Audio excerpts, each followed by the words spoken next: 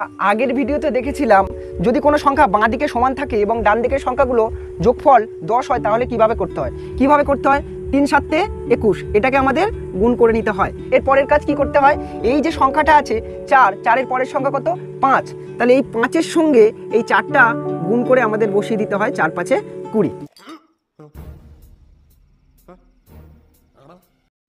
আজকে আমরা শিখব এর উল্টোটা। দেখো এই গুণগুলোতে আমাদের ডান দিকের সংখ্যা বা ডিজিটগুলো একই আছে এবং বাঁ দিকের যে সংখ্যাগুলো আছে তাদের যোগফল সবার 10 আছে।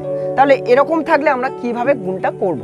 এরকম থাকলে আমরা সিম্পলি কি করে নেব, 6 6 36 এই গুণটা আগে করে নেব। তার পরের কাজ হবে 8 দুগুণে 16। তাহলে 8 দুগুণে 16 হয়ে যাওয়ার পরে আরেকটা স্টেপ মনে রাখতে হবে, এই যে সংখ্যাটা আছে সেই সংখ্যাটাও আমাদের যোগ করে দিতে হবে।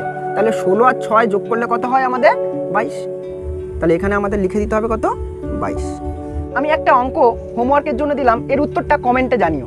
নমস্কার।